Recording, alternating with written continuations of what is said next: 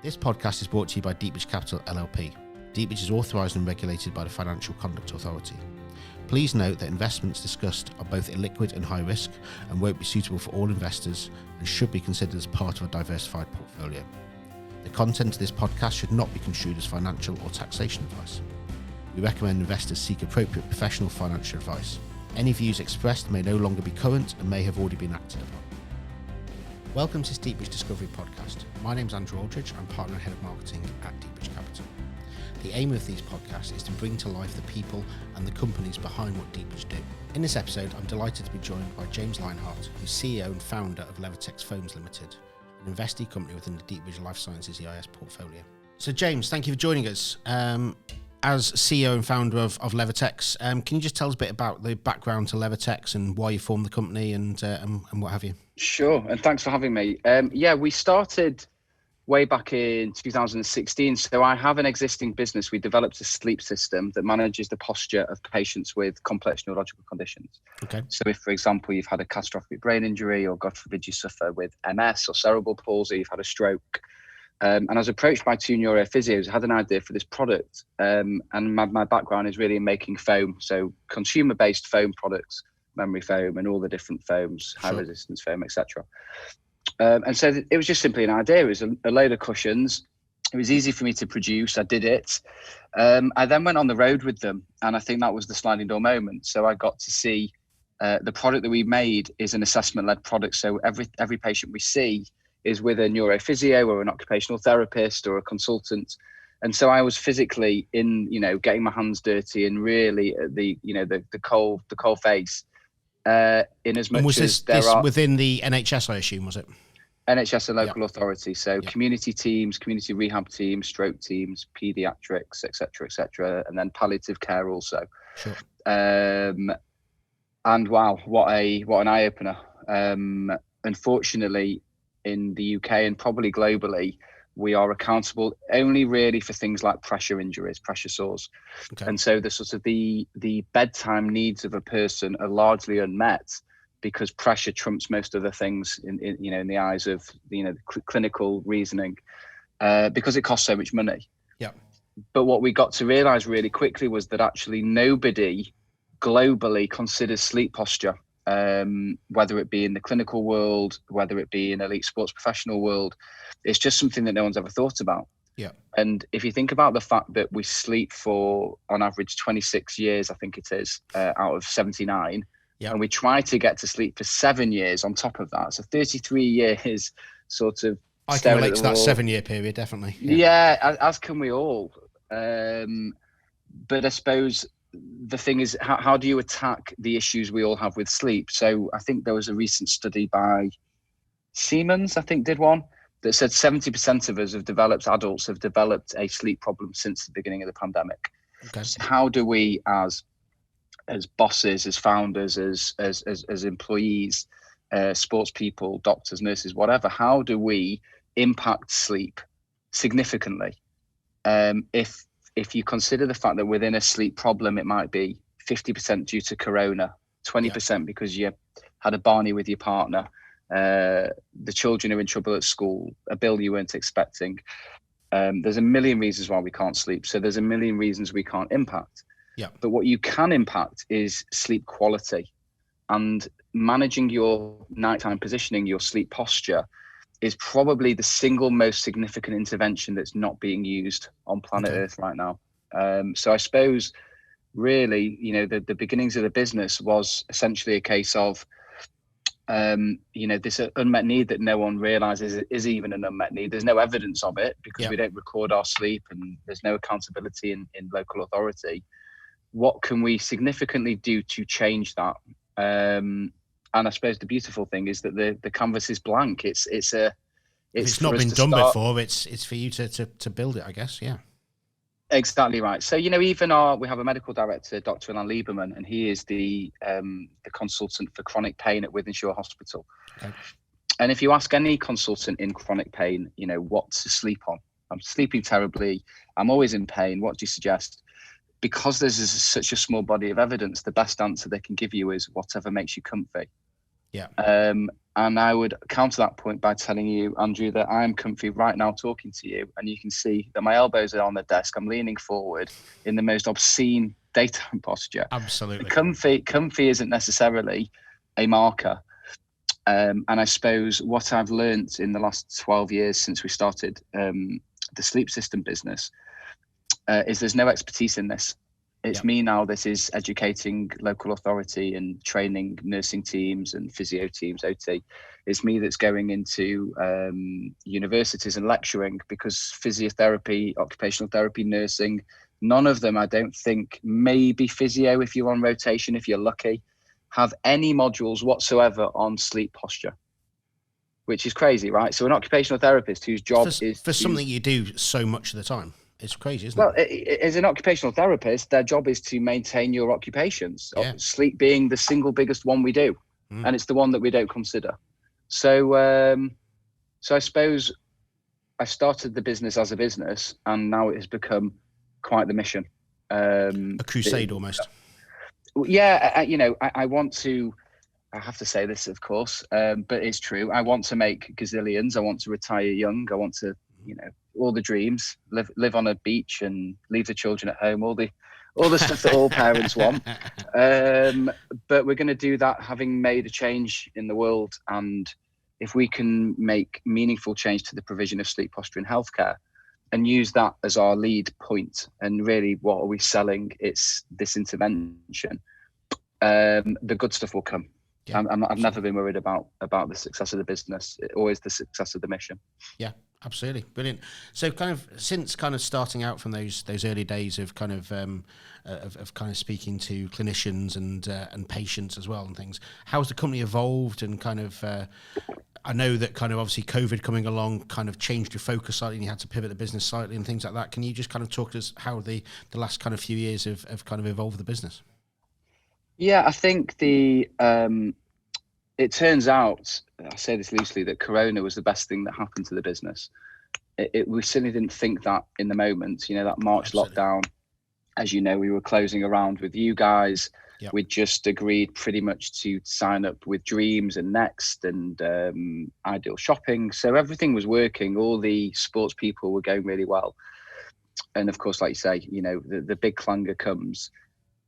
It was brilliant for us in as much as we had a second to breathe, to actually digest what we've done so far. Yeah. And most significantly, I think the sliding door moment for the last 2 years, but the thing that's going to change the future of the business is an understanding that in order to make a meaningful change in this area of healthcare, we needed to work from the ground up, having worked from the ground down, from up down. Sure. For so long, working with clinicians, working with the Stroke Association, and it's case by case, it's patient by patient, and there's a lot of them, and so many more since the lockdown. So what we decided was, as a business, to launch a website, which has gone from strength to strength. It's going month on month, really nice increase, and to explain to the general consumer so that they could understand themselves. And that's helped everything. So, for example, when we see a patient and we prescribe a sleep system, we go back in and we train the staff. Now, rather than train the staff on a piece of equipment that looks alien to them, that's just another job, and I'm just another pain in their backside, we start by asking them about their sleep and their sleep posture. And invariably, because we just did a YouGov poll to prove it, I think it said that 82% of us sleep in an awful position. So nice piece of independent validation. Absolutely. Yeah. And it's all common sense. Just for clarity, Andrew, whilst I, clearly know my stuff and I'm asked all over the country, what I'm selling is just common sense and logic. Yep. And so to speak to people who, have had children and have, SPD or various niggles on the back of their own able-bodied aches and pains and daily living, for them to understand that, for them to see the significant improvement in their own sleep, has made how to train the trainer, if you like, how to train the caregiver, to turn this into a much more human project, rather than just how many pillows can you sell and how many sleep systems and what other positioning equipment have you got. Well, I was going to say, if you get the trainer on board, then they're bought into it. They see the value, they understand the benefits of it, and therefore it becomes second nature for them to extol those virtues to other people, I guess. Exactly right. And equally, the mountain is so much more meaty to convince clinicians that have been doing it wrong so long. Absolutely. That they've been doing it wrong, and I suppose I'm not here to call anyone out. I'm no clinician myself. I'm a sleep practitioner and I've done all the various courses, but you won't see any of that on my CV. My expertise is in, touch and feel. Maybe we've seen 5,000 patients. And I'm not saying that anyone's done a bad job. I think that we are heavily underfunded. The NHS is overburdened for sure.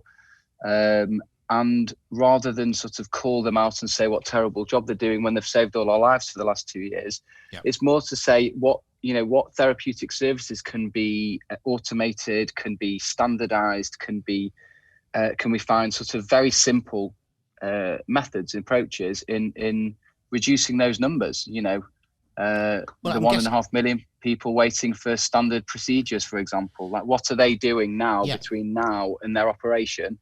Are they seeing physio? Are they taking pain medication? If it's any of those things, can that be improved just on the simplicity of the position they fall asleep in at night? That's it. Nothing more. I was going to say, I guess, because the ultimate aim, I guess, for the kind of the nuts and bolts of why healthcare providers will be interested in this, it's about reducing people's stay in hospital and helping them recover quicker. I guess that's part and parcel. The best bit about what we do, given that it's common sense, is that no one can question our approach, and so anyone who sleeps and has a spine can benefit from our mission, you and I included.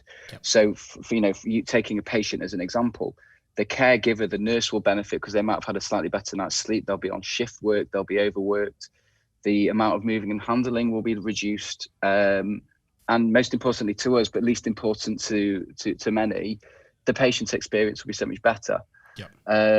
Unfortunately, it doesn't quite work like that. So we did, last year we were approached by Lancs Teaching Hospital, by the intensive care lead.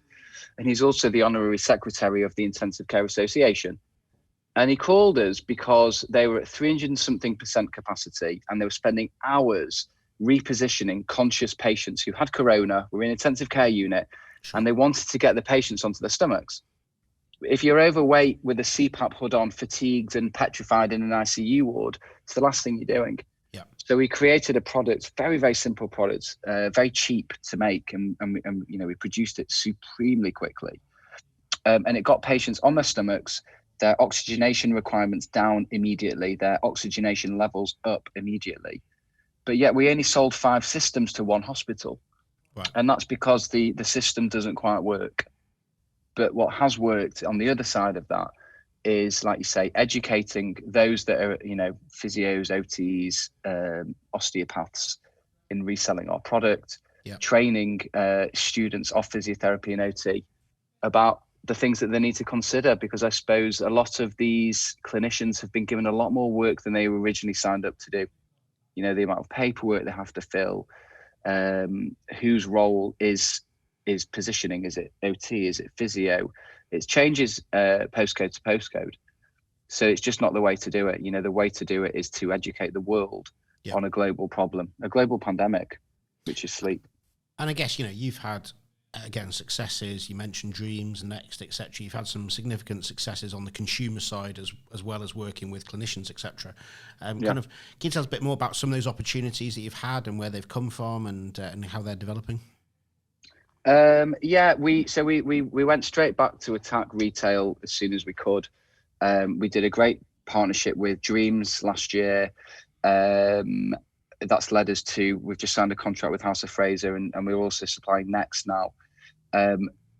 It's had pros and cons. So the pros, of course, were the brand elevation, working with the #1 bed specialist, getting our name out there, having people having the opportunity to go and try our product, touch and feel it rather than it be on a website.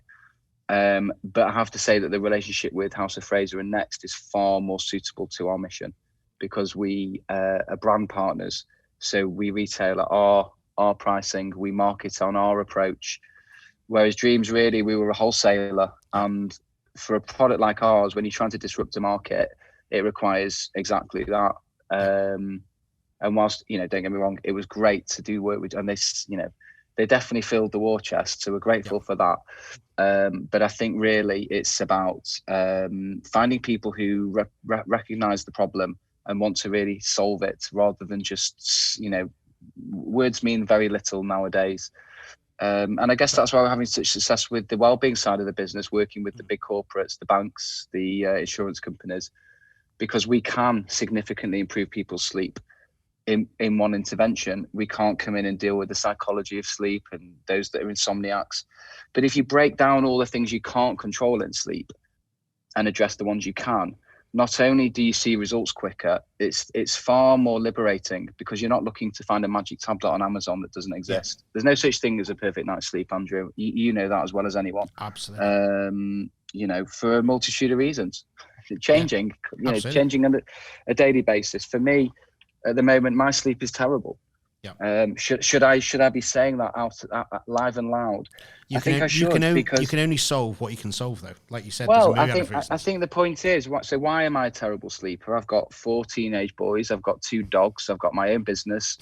There are a million reasons why I don't sleep, but I haven't had neck pain in 10 years. So I'm managing what it is that I can, and it's understanding what controllables you can control, and for us as a business, sleep posture is just that. It's so meaty. It has such an impact. And what's kind of been the feedback from those corporate partners, those blue chips that you've been working with? Well, HSBC told us that it was the single biggest webinar they did, and we had 200 people more than Joe Wicks the week before, and 150 people more than Chris Hoy the week after. And I put that down to 2 things. I put that down to, the secondary point is that, of course, we're awesome. And the primary point is that, of course, nobody's sleeping. Yep. And so in terms of well-being and corporate well-being is that perfect example of where we're so relevant, because as the company grows, there's a bigger prevalence of people not showing up for work and mental health issues, and every global corporate and every global company really has addressed mental health. Their well-being budget is largely focused on mental health, which I endorse, followed by exercise, followed by nutrition. And HSBC had done a global well-being snapshot survey and had 150,000 applicants who all confirmed that mental health, exercise and nutrition were 85 to 95% satisfactory, and sleep was 44 to 62%. If you don't sleep, because there is a direct relationship between pain, mood and sleep, then you wake up in a bad mood. And because you're in a bad mood, that's impacting your mental health. And because you're tired, you're going to go for sugary foods. Now that's just impacted your nutrition. And because you're tired, you can't be bothered to exercise. So that's affected that. And all of those things affect your mental health. But if you are to see any psychiatrist or any specialist in the mental health arena, the very first question you will always be asked is, how's your sleep? Every time. Yeah, makes sense. So it's that kind of vicious cycle.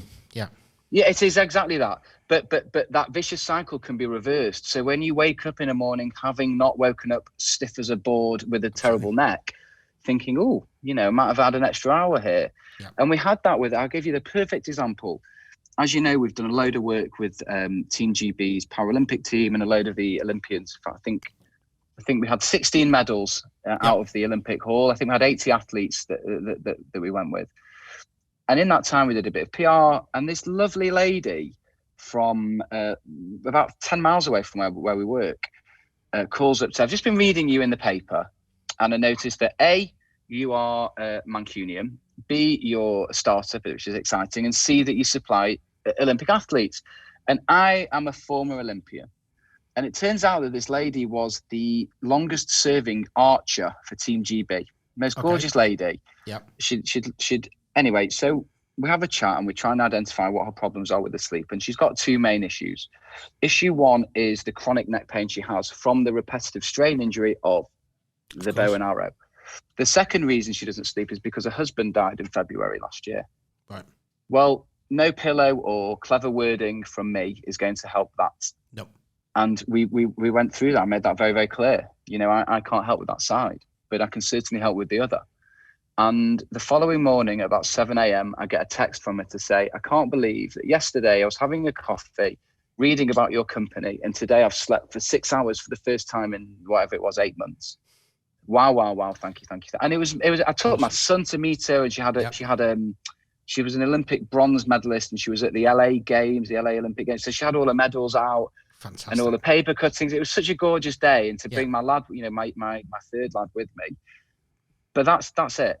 That is it right there. That is exactly everything in our business in an experience. Yeah, that's what we're here to do. And I guess you've touched on it there. Your Olympians, etc. I mean, your kind of your roll call of sporting ambassadors and users, etc. is kind of mind-boggling, to be honest. It's it's as long as you can imagine. And can you just tell us a bit more about that and how you've kind of used that as a tool for the business, and also kind of as a window shop, if you like? Yeah, I think we'd been down this medical road for a while, and it's the average intervention in the NHS takes 19 to 21 years. Right. And anyone in your place will let you know that I'm a dog with a bone, and I haven't got that time to wait.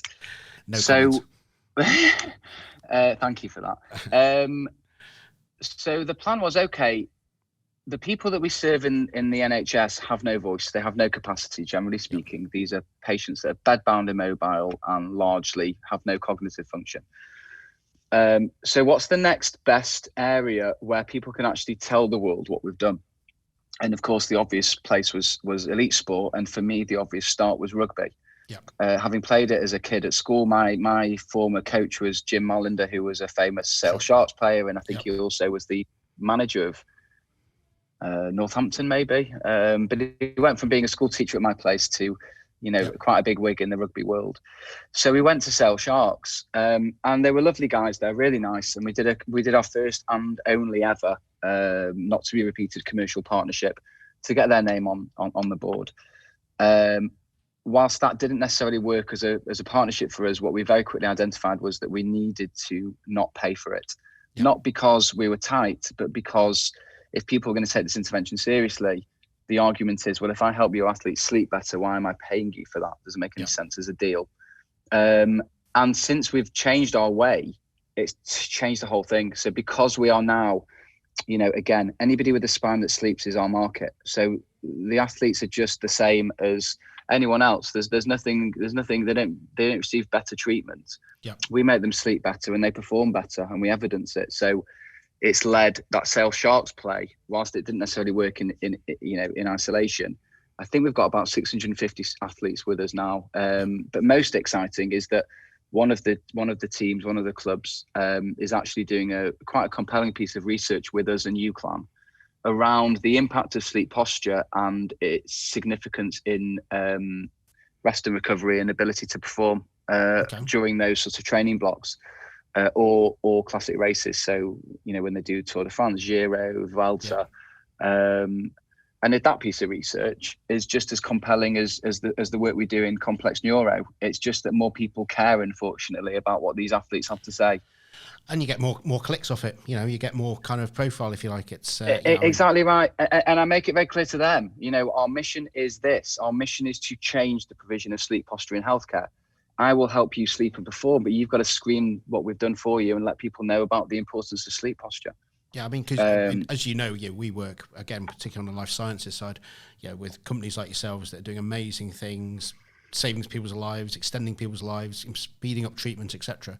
But generally, I think the thing that I've seen for many of our companies got the most likes and kind of social media retweets, etc., was Tom Curry using the Levitex pillow when he went out to the World Cup with England. And it's things like that which, again, you're absolutely right. But that's the world we live in, where that's what people care about. But it's Andrew, I think that you raise a really good point in an athlete taking their pillow as an example. And I suppose the two points I'd like to put across are these. The majority of athletes that turned up for the Olympics in Tokyo, having spent 5 years training. Now, ask any athlete what their macros are. They'll tell you they had 4 3/4 sized eggs at 7 a.m. with a dashing of salt. Ask them their personal bests, their seasonal profile. Ask them anything other than how do they sleep. Yep. And ask them what they sleep on. Yep. And given that, you eat for 4.5 years of your life, you were in bed for 33, not one athlete that we've met since we started this project has a clue what they sleep on. Yep. So you've spent 5 years doing all these, marginal gain things. And then you're going to Tokyo, having probably been jet lagged, and you're sleeping on a cardboard single bed with whatever pillow you provided. And it doesn't matter whether you are, 150 kilo category weightlifter or a female long distance runner, you're on the same product. Yep. And that to me that blew my mind, frankly. And it was nearly thought about. So Dave Brailsford, the cycling guy, years ago, maybe 20 years ago, had his cyclists take their mattresses wherever they went. So they took their old poor mattresses wherever they went. So yes, they got the element of comfort, the environmental benefits. Well, the familiarity, but no improvement. But you can optimize. You can optimize sleep. What about that? Did you not tell them to bring their own bikes as well at the same time? Is that This is again. We had one cyclist before one of the classic races who had to fly home with back spasm because he was on as he described it, a bed made from cotton wool that when you lay on it, you fell down two floors of the hotel. Yep. And he came, and in the week before he came home, he had osteos, chiros, physios. One guy said his shoulder, one guy said his knee, one guy said his back. We got him, our medical director got him into the Sports Performance Centre here in Manchester. And the guy walked in and the physio looked at him and said, "You've been on an appalling mattress, haven't you?" That was it. That was it. That was the diagnosis. Yeah. The guy spends $3,500 on his cycling trainers, but never considered the 50 hotels he spends a year in. Yeah. Never once. Yeah. It's mind blowing to me. He gets paid £500,000 a year. Yeah. But sleeps on a Dunelm or a Tesco pillow, whatever it is. Other brands are available. Correct. So excellent. So kind of what are your kind of objectives or your hopes kind of the next 12 months or up to kind of 3 years, kind of what's next for Levitex? We have been working on 7 pieces of research. One was submitted just before Christmas. A body of evidence is vital to the future of the business. To continue the social side. So we've had a great success with social media, as you said. We launched a TikTok account. Don't judge me. And I don't dance on it, just for clarity.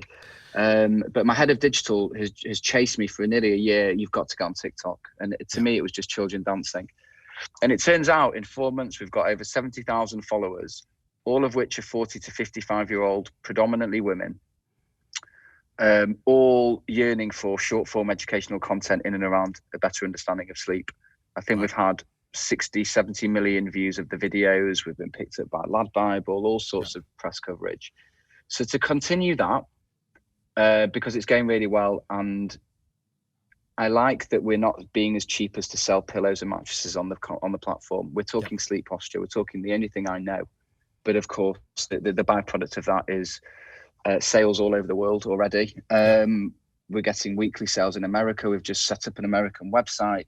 And the final piece to your question is to replicate what we're doing here in America. That's a big focus for us this year.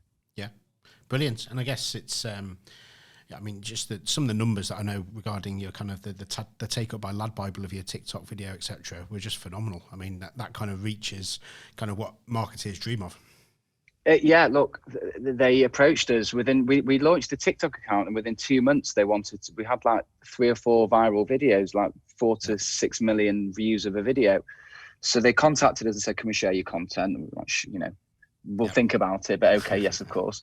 Playing hard. And then 2 months later, what they did was, and what was brilliant about it, they must have done that the day before, and they hashed together 3.5 minutes worth of video content, one of which being a video that we'd done, 2 days earlier. Right. So our message is clearly resonating. The most exciting part of that is that 30% of it is US already. Yep. The audience. Good. So it's a voice for the independent, I guess. It's an opportunity to fight with the big boys. Yep. Without, like you say, without it costing a penny other than sweat equity. Absolutely. Which I've got bags of. Brilliant. And I guess with these podcasts, we like people to know kind of a bit more behind the people behind our investee companies. So what's kind of, you've mentioned you've got 4 teenage lads, you've got 2 dogs, kind of if you get any personal time away from work, kind of what is your interest in your kind of personal life? A lot of my personal time, if it's not work, like I say, is obviously child focus. I volunteer for a number of organisations. So I am the vice chair of our local grassroots football club. We've got 35 teams. I set up the learning disability open age adult team about 7 years ago. So we have weekly games with the likes of Man City, and I think we're playing Wigan next week. So that's like Fantastic. the highlight of my week. I manage one of my kids' teams, and if I get a second after that, I'm learning the guitar, and I'm dreadful. Excellent. Good. So, what do the family kind of shut you away in a room and desert you when you're doing that? That's the beauty of working in an office. You know, when everyone's gone home, the only thing that's wailing is the cats. But it's it's fine. They don't tell anyone. But no, it's nice to have a little side hobby that's is non-work. Particularly when you're working as much as any kind of founder and entrepreneur does, then it's good to have that distraction just to kind of take your mind off. Absolutely. So the last question we ask our guests on the podcast is, if you were joining us at the Deepbridge dinner party, which 3 guests, kind of dead or alive, would you like to invite? Friends and families excluded. We don't want to offend anybody, but kind of who would you be inviting to the Deepbridge dinner party?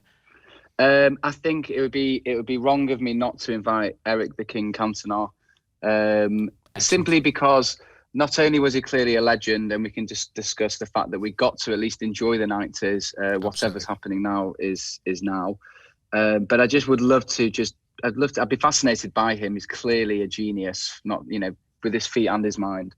Yep. I'd like to meet Neil Young. He's one of my favorite artists. I've seen him several times, and he's quite subversive. That appeals to me. And I think I would have to bring my grandfather to the table. He came over from Germany in 1932 with a fur coat on his back and not a word of English, and set up a very successful furriers, which of course, no longer animal rights no longer is an appropriate thing, but he was quite the legend, very dapper. He could fill a room and keep them all very concentrated on his demeanor. So yes, I think it would be those 3. I apologise that it's not necessarily the most inclusive and diverse group of 3, but I think it's a very interesting 3, and I think you'd have a great conversation. So yes, so great. Well, James, thank you very much for your time. Really appreciate catching up with you. Good luck with everything at Levitex. Thank you. And thanks for all your support, I have to say. Really, we love working with you guys, and I think from our perspective, anybody listening or watching this, do check out Levitex's social media definitely, because they'll certainly learn a lot. And certainly, as you said, James, it's not just about selling product, or it's mainly not about selling product. It is about talking about how to improve sleep and everything that goes with that. So James, thank you very much for your time. Really appreciate it. Thank you. Thank you for joining us. If you have any topics you'd like us to cover in future Deepbridge Discovery podcasts, please email us at discovery@deepbridgecapital.com. This podcast was brought to you by Deepbridge Capital LLP. Deepbridge is authorised and regulated by the Financial Conduct Authority. Please note that investments discussed are both illiquid and high risk, and won't be suitable for all investors, and should be considered as part of a diversified portfolio.